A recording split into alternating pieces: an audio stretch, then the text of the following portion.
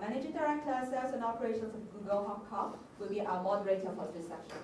So without further ado, let's kickstart our event today. Gary, Leonie, please.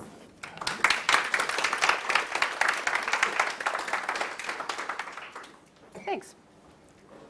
Good morning, everybody. Good morning. Good morning. So welcome to our Fireside Chat today, brought to you by the Hong Kong Digital Marketing Association, and it's also being broadcast live on YouTube. So as we mentioned, I'm Leonie from Google here in Hong Kong, and today I'm talking to Gary Liu, CEO of South China Morning Post. When Gary's appointment as CEO was announced here in Hong Kong, I love this headline. The headline read, SCMP appoints technology leader Liu to spearhead 113-year-old publication's digital evolution. No pressure, Gary. Yeah, none whatsoever. None whatsoever. So rather than me reading your very impressive resume to our audience, why don't you tell us more about your own digital history? Sure. I've been very lucky to have worked for some incredible companies and honestly fell into this industry, the technology industry, by chance. Thought I was going to be a good Chinese boy and go into finance, but then the industry kind of crashed around me, and then my fiance at that point and I decided to move to Michigan, of all places, and there's not a whole lot of finance in Michigan. And Google had a small office that had just opened in Ann Arbor, Michigan when we arrived.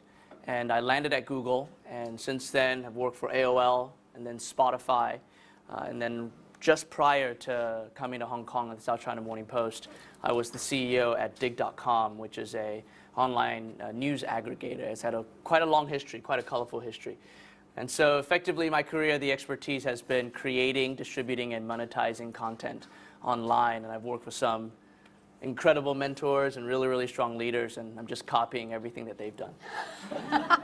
I'm not sure that that's true, but you've been CEO now for about 6 months? 6 months. Yeah, and we talked about this Which before. is a long career for millennials. It is, yeah. Isn't it? It is. So I don't think you're planning your next move quite yet, yeah. but... Depends on how I do today, I guess. Yeah, exactly. Again, no pressure. But why don't you tell us a bit more about what your future plan is for South China Morning Post? Sure. There are really two transformations that the paper, the entire company, is undergoing at the same time, which actually exponentially increases the complexity. The first one, as you can imagine, is the transformation from being a print-centric or print-first news organization to be a digital-first, eventually at some point into our future digital-only news media company. The second transformation is really, the first one, going to digital, is really a means to an end, and that end is the second transformation, which is to take the SCMP from Hong Kong to the rest of the world. We strongly feel like the company has an accountability to be able to tell the story of China through objective news reporting in a different way, and that way, I think, is necessary across the globe right now. Increased understanding of what China is, why China does what it does, increasingly more important for every aspect of our lives, whether it is international policy, trade, even culture. Yeah. And so I believe SCMP is a very unique position to be able to tell that story. Cool. And in terms of that transformation, why now? Why is it so important that you actually transform now? I'll talk about the digital one first. Yeah.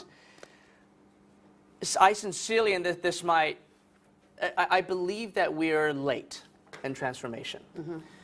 The reality is that the news industry for 20 years has allowed the internet to develop around us without us impacting how the development has gone. Effectively, we have trained multiple generations to believe that high-quality content, high-quality news content very specifically, should be free.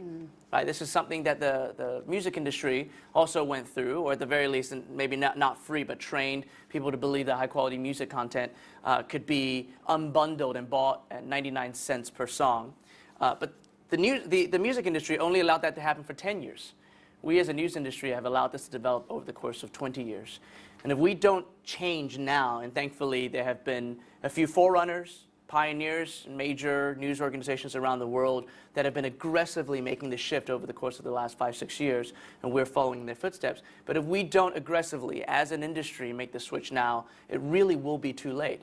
We can't wait for our revenue and our profit margins to decline even more. We can't wait for new consumption behaviors to once again disintermediate what we've been spending the last half-decade learning, right, before we make this change. That's great. I think one of the other aspects that we've often talked about is culture. So I understand that the culture of the organisation is also one of your #1 priorities. Do you want to talk a little bit more about that? Sure. One of the luxuries of our industry was that news organizations historically have owned the entire vertically integrated process of news gathering, news creation, distribution, monetization, everything along the path. And we hadn't been disrupted for decades. Highly, highly profitable business. South China Morning Post at one point was the most profitable newspaper by circulation in the world for a number of years. Great businesses.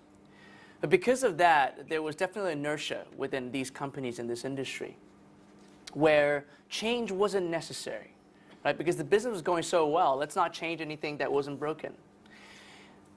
The world that we live in today with digital media, and especially when it comes to media consumption behaviors, is no longer just changing once every 10 years. Yeah. It's not changing once every 5 years. It's not changing even once every 2 years. It seems to be changing once every few months. Every 6 months, there is a completely new paradigm of consumption. There's a new platform that suddenly we have to pay attention to.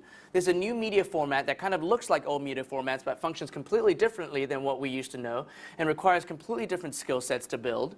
And so the news industry, doesn't matter how well we forecast and predict, we have to be in fast reaction mode, right? And I don't know how long that lasts. Maybe it's 5 years, maybe it's 10 years until everything stabilizes, maybe it's never. But we have to learn to react, forecast well, predict well, intelligently, but also react fast. With the culture, the latency that sometimes we have, the inertia that sometimes we have as an industry, if we don't shift the culture to one that knows how to operate with precision, but also with speed, and also one that experiments, that defaults to experimentation, if we don't shift that culture, we're going to be dead in the water. Things are going to continue to change around us without us having an effect on it, without even our participation, right? And this is why culture is so important. If we don't dramatically shift the culture internally to one that understands what speed and agility look like, Yep. and that actually rewards experimentation, even when there is failure, right? One that embraces a certain type of failure as learning, if we don't change that culture, it's going to be tough for us in the coming years. And how's that going so far in terms of trying to turn this culture around? You know, we talked about not failing today on a live stream. Yeah. But, I think that's a relatively small risk compared to some of the things that you're attempting to do with, Sure. with a 113-year-old institution. Yeah, coming here on in Hong Kong. 114. Well, sorry, 114. Yeah. 6 months in 114 years of history is a short amount of time. Even for a millennial? Even for a millennial. Actually, we'll see. Yeah. But I've been really, really proud of how quickly the company, not only the senior-most leaders, but all the way through the company, all the employees have reacted to this change. Just a little over a month and a half ago, we as an organization announced a new set of values for the company, along with a new vision statement and mission statement. And this was a somewhat dramatic departure in a lot of ways from how we've operated in the past.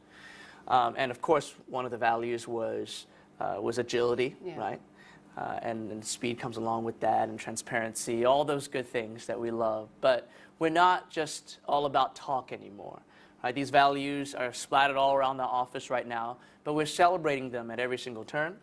We're calling them out in each other, and hopefully encouraging optimistic ways, not using them as a stick. And leadership is being held accountable to making sure that we lead by acting in these ways. Right?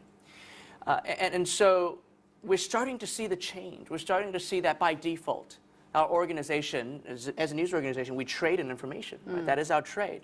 But that we're no longer holding information internally for leverage, right? Which is very, very easy to do when you have 1,000 people and you have decades and decades of history of doing things the same way. People have been in positions, honestly, the same position, doing the same thing for far too long. You build up these walls around your function and your discipline, and you use information as power and leverage. And those are the things that are starting to break. Even without us really incentivizing that, people are realizing, you know what? We as an organization cannot transform with singular people. I cannot just change by myself and expect that the company to do well. We actually have to help each other along. This is the same for the entire industry because this playbook is not written for us, right? There is no great HBS case study written about the transformation of the news industry. That doesn't exist. And so our industry, as we change, we have to be much more open in our communication, not only internally, but with one another, or else we're going to miss out on all the great things that are actually happening. So in the future, the HBS case study for success will be your organisation? South China Morning Post, absolutely. Yeah. Awesome. We'll look forward to that. I just wanted to touch on, you talked about mission, vision and values and how important that is. The new vision for the organisation, this is about taking Hong Kong and China to the rest of the world. Did you want to elaborate a bit more on that? Sure. I'm happy to be transparent about our vision and mission statements. Yeah. Our vision statement is actually very, very simple. We believe that the purpose of the South China Morning Post, why we exist as a company, is to elevate thought. It really is to meet our readers and our users where they are and take them to the next level of understanding, the next level of thought. So that's our vision statement, dead simple. Our mission statement, which is our goal right now as an organization, I don't know how long it's going to take for us to achieve this, but it is to lead the global conversation about China. And the reality is that the world can't ignore China anymore. We, I think, sitting here in this region of the world all know that. But that's not a base understanding necessarily everywhere else around the globe. China, in the next 8 to 10 years at most, becomes the #1 economy in the world. Shortly after that, it will become one of the fountainheads of global culture. And so we can't ignore China anymore. In fact, China's position as a global leader on some of the most fundamentally important things has shifted significantly just in the last 8 to 9 months. When I decided to come take this job, this was prior to the US presidential election. Even I didn't expect that the acceleration would be that fast. I thought we had a couple of years of Hillary Clinton as president. I'll be very honest. I thought, like the rest of the industry, that Hillary Clinton was going to win the presidency. We would have a couple of years of a continuation in sorts of the previous administration's policies in the United States. And then China would really start stepping out into the global marketplace as leader. Suddenly, China is now expected to be the leader for globalization around the world and the leader for climate change around the world, right? These are things that 8, 9 months ago, I'm not sure many of us in this room would have predicted. So our mission of leading the global conversation about China is even more important today, right? It was always going to become important very soon, but right now it is critical already. Yeah. And as you were saying that, I can see a lot of nods here from our audience in Hong Kong. I just want to switch gears a little bit. The Washington Post recently announced it's begun testing a plan to use Amazon Polly to translate written articles into lifelike speech. Now, the parent company is Alibaba. So what's your view, given where you sit in the organisation, digital landscape for publishers like yourself, as well as the future opportunities for growth for South China Morning Post? Gosh, that's a big question. There are a couple of trends that are emerging. We really shouldn't call them trends because these things are way beyond trends. They're not fads. They are actually major shifts in the technology world that are going to affect all traditional industries over the course of the next decade that the news industry has to pay attention to. One of them, and this is very much a buzzword right now, is VR and AR. Okay, I don't want to get too much into this because as a news industry, we're still just now discovering what that will mean for content creation in the future. Of course, Google is doing a great job with NewsLab leading in that way, and we're working with Google NewsLab on a project that we're close to announcing that will be really our first foray into AR. But the other trend, which is part of what you're mentioning, or you're referring to, that we really do have to pay attention to is artificial intelligence in the news industry. AI for us in content really means two things. More acronyms, I apologize. It means NLP and NLG, natural language processing and natural language generation. And Amazon is leading in both of those two ways. NLP is us being able to understand what our users want from us without them being extremely specific, right? Okay, so for instance, last night, most of you guys probably have no idea that this happened. New Zealand, where I grew up, won the America's Cup again. Okay, that's the world's preeminent sailing race. Okay, and New Zealand won it after losing it dramatically 4 years ago. The entire country was up watching this. It was a big deal. You can imagine that in the near future, probably right now, there are people at homes with their intelligent home speakers, right? Whether it's Alexa or they're on their phone with Siri or with Google Home. Thank you. It's getting there. I was waiting for that one. I know you coming. have Google Home. I do, yeah.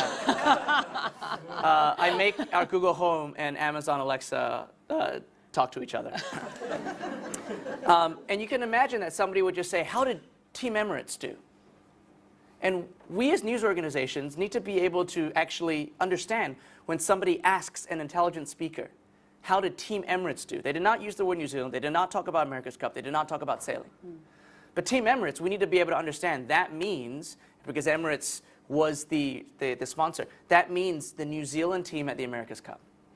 Increasingly so, that's going to be how our users interact with information gathering and discovery. So as news organizations, we can't just let platforms lead there. We have to ourselves understand that. That's natural language processing. Natural language generation is that there's a lot of enterprise and commodity news that our best journalists right now are spending an inordinate amount of time writing. Okay, these are things like market movements, writing how the indices have gone up or down, even sports scores. Right? The Yankees are on a terrible losing streak. They're my baseball team.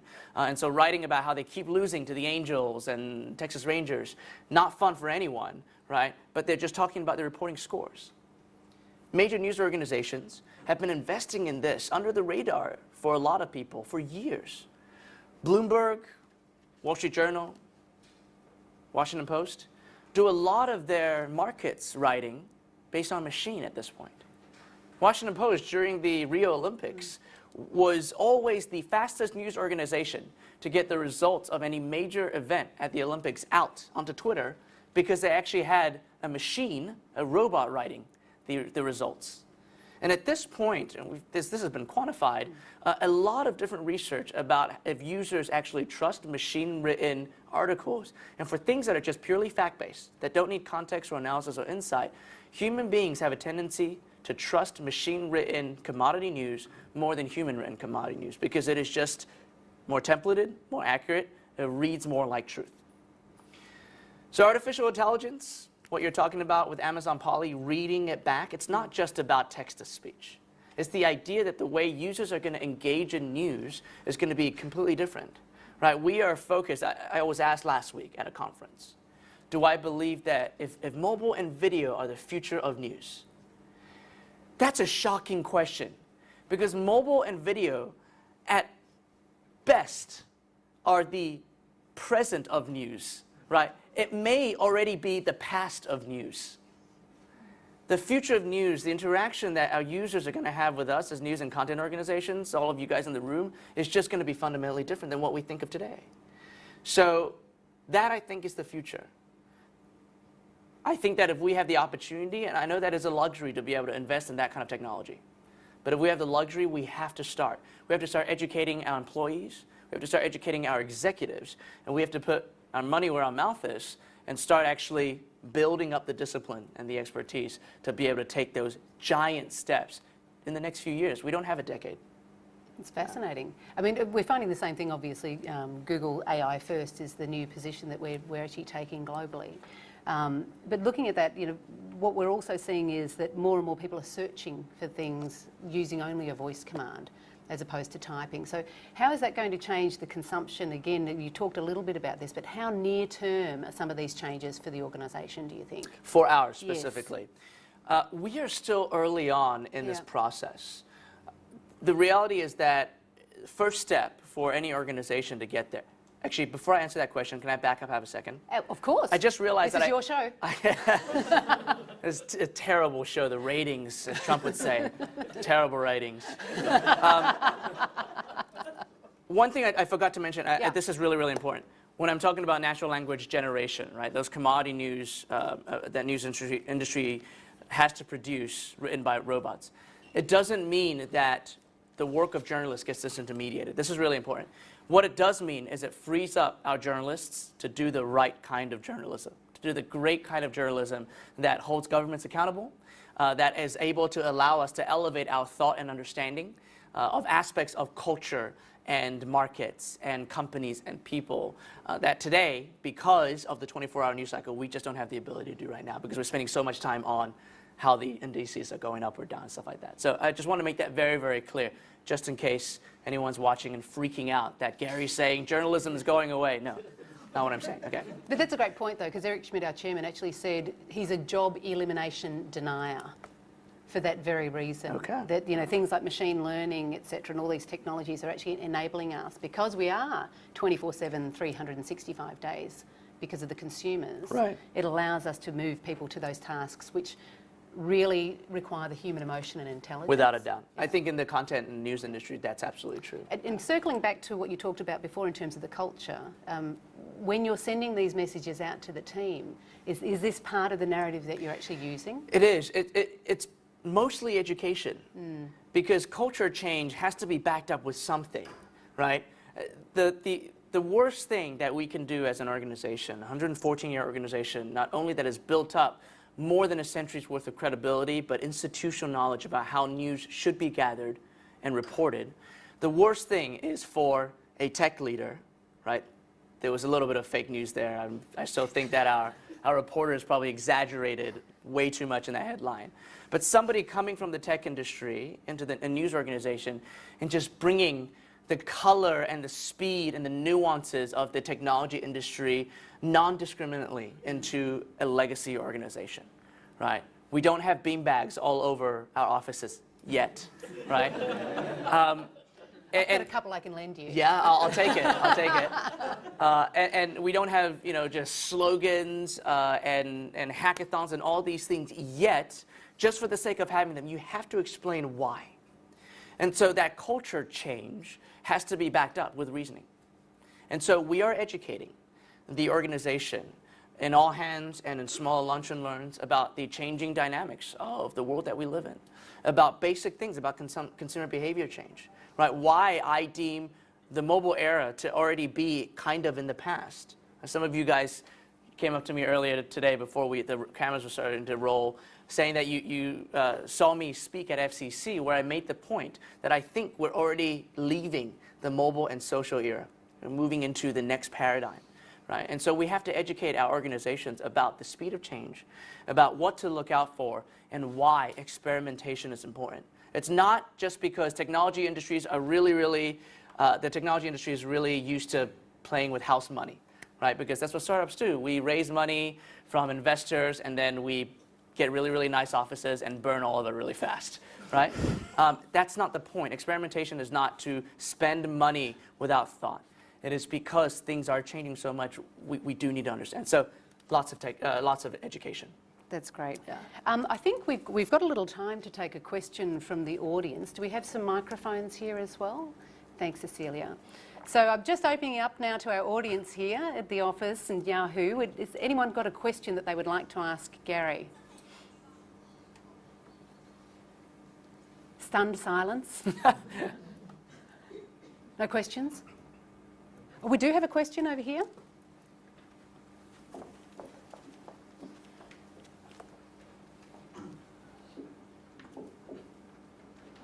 Hi Gary, I'm ICGX I'm Amanda. I have a little question about transformation. You talk about experimentation inside the company. Would you like to elaborate how you normally encourage experimentation among colleagues? Sure. Again, we are just starting. So in 6 months, 12 months, I probably will have more concrete examples to share with you. And at the very least, at that point, hopefully, I'll be able to share successes as well. The reality is that experimentation, the right kind of experimentation, is a discipline. It is a muscle you flex that you build over time. Okay? Now, Google, where I started my career, very fortunately, used to, and actually, I don't know if Google still has 20% time, but of course. but it was a very, very real thing when 20% of every employee's time was set aside, even in the most non-experimentational technology functions. I was in sales operations, literally, Excel spreadsheets every single day. And I was allowed to take the freedom of a day a week, a working day a week, spread out over time, to try new things. Right? Now, that's Google. They had the luxury of being able to do that. It was a culture from almost day one. It's going to be really hard for a traditional news organization that is on a 24/7 news cycle to be able to say to the company, one day a week you get to do whatever you want, right? But we have to allow for that space. We have to allow people to experiment starting with different roles, learning different skill sets within the organization, within the company. Like I said, people have been in roles for 20 years doing the same thing. It's time for them to learn about what their colleagues sitting 2 desks down from them are working on, right? We're going to, from a technology point of view, build up an R&D team that is tasked with a very simple thing, which is tell me what 10, 11, 12, 13-year-olds are using on their phones, okay? And tell me how that's going to apply to the news industry in the next couple of years. And we're going to start experimenting in that way. So we're designing roles that are specifically to figure out new things that the rest of us don't even understand or don't even know exist, and immediately try our hand in it. We're going to partner with organizations that do experimentation, right, that are moving faster than us when it comes to data, when it comes to platforms, when it comes to media formats. We're going to learn from them. We're going to provide them with content and see what they do with it. Right? Hackathons, I already mentioned. Why do hackathons exist? It's not just so that we can use a beautiful conference room like this and stuff a bunch of people, give them Doritos and sugar and lots of, Diet Coke and see what they come up with.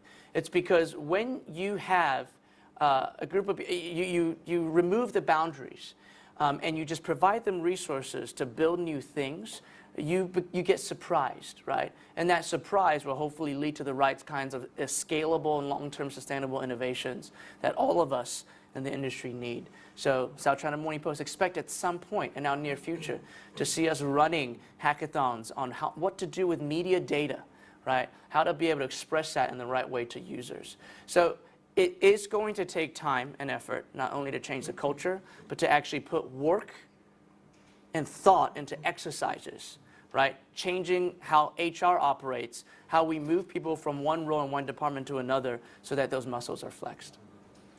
That's fantastic. I don't know whether there's any other burning questions. We've got time for one last question in the audience. One question down here. Victor, no, we need the microphone. All right, you're in the hot seat for sure. In this office or back in your office. Many of us also on the hot seat. The transformations of digital is so vigorous in the past couple of years. People actually, in facing of losing job in certain of the industry. People are talking about TV ratings dropping. For the last 6 months, you have to change, or you have to induce change to a so reputable organizations industry. Can you share with us what is the most cheerful experience you have for the past 6 months, leading the transformation, and what's the most frustrated one for the last 6 months? So the happiest experience and the most painful experience in the last 6 months. This is going to sound like pandering. I'm having a really, really hard time thinking about a frustrating experience. So I'm going to answer the happy experience first. So I mentioned that a little over a month and a half ago, we announced and launched our new vision, mission, and values to the organization. And we were able to, we're a company of about 1,000 people. We're able to gather about 700 of them together in a restaurant in the middle of the day in Causeway Bay, okay? So 700 SCMPers walked through a restaurant and then walked out like an hour and a half later.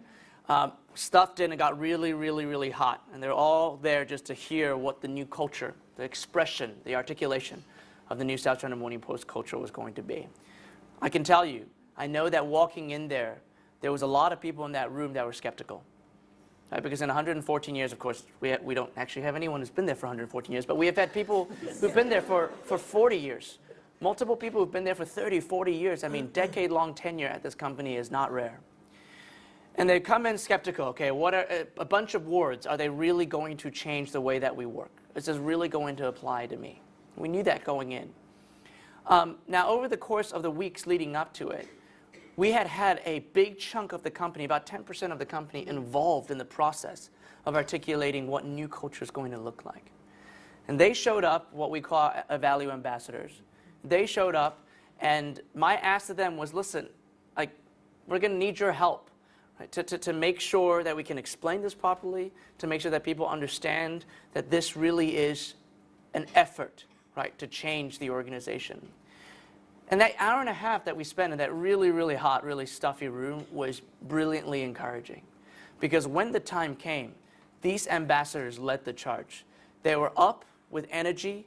They were freaking hooting and hollering, right, and throwing stuff all over the room. And I had to stop them from taking their shirts off because they were excited about what change meant for the organization. I'm sure that I still had employees leaving that room who were skeptics. But I'm also just as sure, because of how that day went and what I've seen since then, that over the course of time, those skeptics are going to be changed to advocates. Because it's already started the way that we interact with one another, and therefore, the trust factor in the way that we interact with our users. So that's been encouraging. I honestly, as I'm talking, I've been trying to figure out the frustrating thing. And I sincerely haven't been able to. I promise you, and I think as proud Hong Kongers, we're all looking forward to this digital transformation of South China Morning Post. We're all looking forward to basically you being the voice of promoting China to the rest of the world. And I think personally, I'm really encouraged to hear a leader who's branded as a tech leader, but really all that you've talked about today is very much about the people and the culture in your organisation. And I wish you well on the future journey of transforming the business. Thank you so much. Thank you very much. Thank you.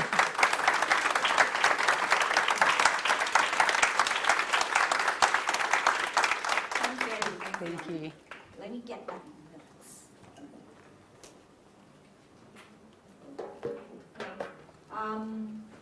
I've taken a few notes when Gary shared his insights, just to